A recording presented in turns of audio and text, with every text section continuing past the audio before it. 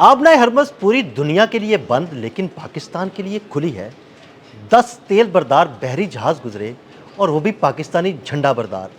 ये तो Donald Trump ने भी तस्लीम कर लिया। सारी सूरत हाल के बारे में आमिर रज़ा का तज्ज़िया भी जानते हैं और कुछ सवालात भी उनके सामने रखते हैं। आमिर भाई, आबनाए हरमज़ बंद है पूरी दुनिया के लिए, लेकिन ट्रंप कह रहा है जनाब 10 तेल बरदार बहरी जहाज़ गुजरे हैं, वो पाकिस्तानी झंडा बरदार थे। कहानी क्या है? अच्छा, पहली बात तो ये है कि कल आपके साथ मैं व्लॉग कर रहा था तो मैंने एक जनरल ज़ियाउल हक की वो कोटेशन दी थी जी आपको। बिल्कुल। और मैंने उन्हें कहा था कि जो आपने हरमज़ पे हुक्मरानी करेगा असल में वो गल्फ़ पे हुक्मरान होगा। बिल्कुल बिल्कुल और गल्फ़ का तेल या गल्फ़ के ज़हायर या उसकी गैस जो है उसकी हुक्मरानी उसके पास होगी। बिल्कुल ऐसे ही। और ईरान ने उस पर हुक्मरानी अपनी साबित कर दी है। ये मैंने लफ्ज़ बोले हाँ थे। जी बिल्कुल। और ये इन अल्फाज के बाद मुझे ये अंदाज़ा हुआ कि यार गल्फ़ में सिर्फ ईरान हुक्मरान नहीं है, दूसरा हुक्मरान पाकिस्तान है। अच्छा। देखें, इस वक्त आबनाए हरमज़ पर अगर किसी का झंडा लहरा रहा है तो वो पाकिस्तान का है। झंडा है। इवन ईरान का भी नहीं है। नहीं है, ईरान का बिल्कुल। इसलिए नहीं है कि अमेरिका उस पर हमला करेगा और अमेरिका का इसलिए नहीं है कि ईरान उस पर ईरान हमला उस पर करेगा। हमला करेगा। तो दोनों मुल्क जिस एक मुल्क की हुक्मरानी पर मुतफिक हुए हैं वो पाकिस्तान है। यानी पाकिस्तान का तेल बरदार बहरी जहाज गुजरेगा, ना ईरान हमला करेगा ना अमेरिका हमला करेगा। आपको दिलचस्प बात बताऊं, अगर इंडिया को भी तेल और गैस चाहिए होगी तो पाकिस्तानी झंडा लहराएंगे।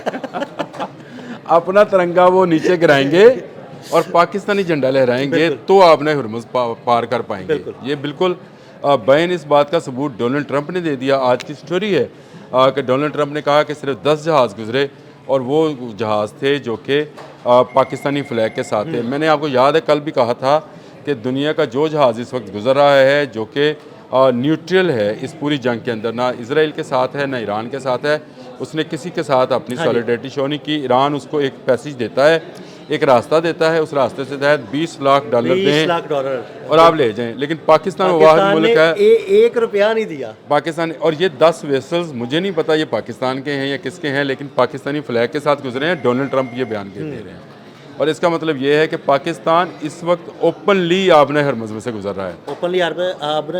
ओपनली आपने हरमज़ से गुजर रहा है और मुझे लगता है कि पाकिस्तान खित्ते का हुक्मरान बना हुआ है। नहीं, खुला। मैं तो ये लफ्ज़ यहाँ से शुरू किया था कि जनरल ज़ियाउल हक ने कहा था कि जो आपने हरमज़ पे काबज़ होगा असल में वो इस खत्ते का हुक्मरान होगा। और ये क्योंकि आखिरी जंग की तरफ फिर वो मेरे जहन में वो इस्लामी चीज़ें चल जाती हैं, उसको छोड़ देते हैं। लेकिन इस वक्त जो है हुक्मरानी पाकिस्तानी फ्लैग की है। जिसको गैस और तेल चाहिए वो पाकिस्तान का जाएगा और दूसरा सामान जिसको चाहिए गल्फ़ के अंदर। अगर आपको याद है तो मैंने परसों एक इस पर व्लॉग किया था कि पाकिस्तानी वज़ीर-ए-आज़म ने छक्का मारा है और उन्होंने फौरी तौर पर जो है कहा है कि तमाम शिपिंग कंपनीज जो हैं इस बात पर गौर करें कि मिडल ईस्ट में किस किस चीज़ की ज़रूरत है। 40 अशिया की फ़हरिस्त बनाई गई। उन 40 अशिया में खाने पीने की अशिया भी शामिल थी, खुर्दनी तेल भी शामिल था, सब्जियां भी थी, चावल भी था, चीनी भी थी, यानी इस तरह की बहुत सारी चीज़ें प्रोडक्ट्स थी जो रोज़मर्रा की अशिया कहाँ से जाती थी। ये ज़्यादातर भारत से जाती थी और कुछ पाकिस्तान से भी जाती थी। नहीं, पाकिस्तान से तो बहुत ही कम जाती हैं। भारत से सबसे ज़्यादा जो इनकी खुर्दनी चीज़ें हैं ऑर्गेनिक के नाम पर भारत जितनी अच्छी मार्केटिंग करता है, यानी पाकिस्तानी बासमती ख़रीद के वो अपना इंडियन लेबल लगा के भेज देता है। पाकिस्तानी पिंक सॉल्ट भारत जाता है, भारत में भारतीय लेबल लगता है उस पर और उसको पूरी दुनिया में बेचता है। ये बंद हो गया है। तो अब ये पाकिस्तानी फ्लैग सिर्फ 10 तेल बरदार जहाज़ नहीं, पाकिस्तान के सामान बरदार जहाज़ जो है मिडल ईस्ट में जा रहे हैं। यानी अब पाकिस्तानी जहाज़ जाएंगे खुर्दनी तेल लेकर, चावल लेकर, गंदम लेकर, आटा लेकर और रोज़मर्रा इस्तेमाल की चीज़ें लेकर। लेकिन 2026 जो है ये पाकिस्तान की प्रॉस्पेरिटी का साल है। ये मैं पेशगोई भी कर रहा हूँ और यहाँ पर पैसे की रेल पेल होने वाली है इंशाल्लाह। ये जो पैसा यहाँ से निकल कर मिडल ईस्ट की तरफ जा रहा था ये वापस आएगा। लाजमी बात है। अब वो कहाँ जाएगा? बिल्कुल। देखिए, मैंने कल इशारतन आपसे बात की तो आप भी बड़ा इस पर कहा था कि ये नया पॉइंट है। मैंने आपसे कहा था कि ये यूरोप में जाएगा, अब यहाँ पे नहीं आएगा। बिल्कुल। यहाँ की जो इसने अपनी पीक हासिल करनी थी, जो इन्होंने बुर्ज खलीफा और बुर्ज जद्दा बनाना था बना लिया, अब ये नहीं बनने वाले दोबारा, क्योंकि अब वहाँ पर सिक्योरिटी नहीं है और सिक्योरिटी वहाँ पे भी नहीं है तो इसराइल में भी नहीं है।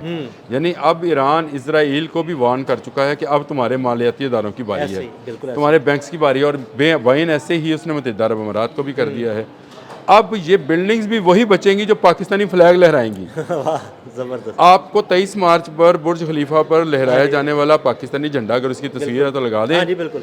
तो वो लहराया इसलिए गया था, वो इसलिए नहीं, वो इसलिए कि पाकिस्तान को हिट ना करे वो दोनों तरफ देखें ना आप, दोनों तरफ का अगर डोनाल्ड ट्रंप ये बात कह रहा है और जो ईरानी हैं वो भी ये बात कह रहे हैं कि पाकिस्तान जो है उस पर हमें एतमाद है, ट्रंप कह रहा है पाकिस्तान पर हमें एतमाद है, मलेशिया का वज़ीर आज़म आपको जो है फ़ोन कर रहा है, तुर्क वज़ीर ख़ारजा आपको फ़ोन कर रहा है, दुनिया भर के वज़राए ख़ारजा जो हैं और चाइनीज़ वज़राए ख़ारजा आपके साथ रब्ते में हैं।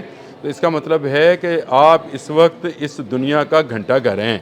ऐसे ही, बिल्कुल ऐसे ही। आपके आठों आठ बाजार जो हाँ हैं जी। वो सारे घंटा घर में, अगर बिल्कुल, कोई लैलपुर फैसलाबाद गया है, फैसलाबाद का घंटा घर और उसके 8 बाजार वो हैं, तो आप इस वक्त वो घंटा घर हैं। आपकी तरफ ही सब लोग जो हैं, चाहे वो ईरान है, चाहे वो अमेरिका है, चाहे वो मिडल ईस्ट है, चाहे वो तुर्की है, यूरोप है, यूरोपीय यूनियन है, रशिया है, चाइना है, तो ये 8 बाज़ार अगर आप गिन लें पूरे करते हुए तो आपको नज़र आता है कि इस वक्त अगर कोई झंडा आपने हरमुज़ पे लहरा रहा है तो वो पाकिस्तान का है।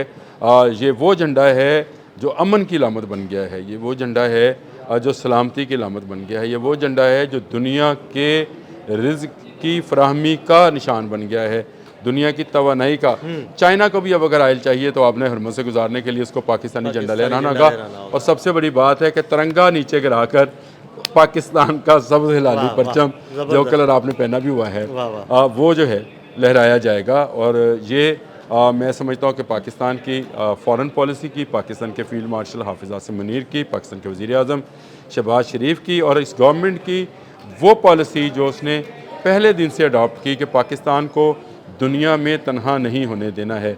आपको याद होगा कि हमारे वज़ीर आज़म ने और हमारे फील्ड मार्शल ने जंग मई के बाद हंगामी दौरे किए थे दुनिया के मुख्तलिफ ममालिक के, दुनिया भर के किए और उसकी वजह यह थी कि भारत ये पोर्ट्रे करना चाह रहा था कि शायद पाकिस्तान अकेला रह जाएगा, लेकिन पाकिस्तान ने यह साबित किया कि भारत आज अकेला खड़ा है। भारत का वज़ीर ख़ारजा अगर ये अपनी असम्बली के अंदर ये कुछ बयानात या उलट पुलट बकवास कर रहा है, उसमें बड़ी तनकीद हो रही है, अपोजिशन ने तो बड़े लत्ते लिए हैं उसके। लेने ही थे, क्योंकि उसकी वजह यह थी कि वो अपनी हिफ़्फ़त मटाने के लिए जो कि उसको शिकस्त हुई है, उन्होंने ऐसे वक्त में इसराइल से हाथ मिलाया। मैं अक्सर कहता हूँ जितने पैर होते खैर, और जितने जाके तो हाथ मिलाया वो बेचारे तबाह हो गए, वो भी तबाह हो गए। उनके मेयर जो हैं वो उनके बल सर के सारे बाल जो हैं उड़ गए, मेरे तो कम उड़े हैं, उनके ज़्यादा उड़ गए, रो रहे हैं दोनों मेयर्स की, दो मेयर्स हैं करियोत शमूना का मेयर भी। और मैंने आपसे कहा था कि शुमाली इजराइल पे नज़र रखिएगा, ये दोनों मेयर शुमाली इजराइल के हैं। मैंने कल भी बात की थी और मैंने आपसे कहा था हरमजदोन यहाँ पर होनी है और यहाँ आर्मगेडन जो है यहाँ पर होनी है। ये शुमाली इजराइल पर नज़र रखना हम सब का जो है वो ईमान का हिस्सा होना चाहिए कि यहाँ के हालात पे हमें ख़बर रखनी है, शाम के हालात पे और इसके हालात पे ख़बर रखनी जो है वो बहुत ज़रूरी है। ये हमने आज साबित कर दिया पाकिस्तान ने कि उसकी बेहतरीन खारजा पॉलिसी ने आज आबनाए हरमुज़ पर हुक्मरानी पाकिस्तान की साबित हो। बहुत शुक्रिया आमिर भाई। बिल्कुल आबनाए हरमुज़ पर पाकिस्तान की हुक्मरानी, आमिर रज़ा ने बड़ी तफसील के साथ आपको इस सारी सूरत हाल के बारे में बताया। मज़ीद अपडेट्स के लिए हमें फॉलो करते रहें। अदील अहमद और आमिर रज़ा को इजाज़त दीजिएगा। अल्लाह हाफ़िज़।